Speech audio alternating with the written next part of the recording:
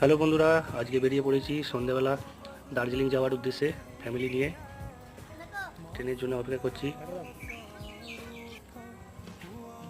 ট্রেনের জন্য অপেক্ষা করতে করতে দেখো কত জোরে বৃষ্টি এসে গেছে। আমাদের ট্রেনের খবর হয়ে গেছে, কিছুক্ষণের মধ্যে ট্রেন ঢুকে যাবে। আমরা বর্ধমান স্টেশন থেকে দার্জিলিং মেল ধরলাম।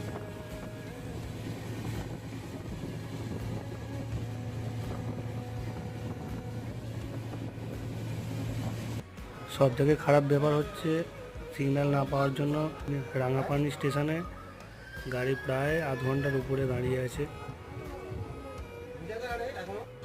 অনেকক্ষণ অপেক্ষা করার পরে ফাইনালি আমরা পৌঁছে গেলাম নিউ জলপাইগুড়ি স্টেশনে। স্টেশনের পার্কিংয়ে চলে এসেছি। এখানে আমাদের অনলাইনে বুক করা ছিল একটা গাড়ি, এখানে লাগেজ তোলার কাজ চলছে এখন। চলো বন্ধুরা, আবার দেখা হবে নেক্সট ভিডিওতে।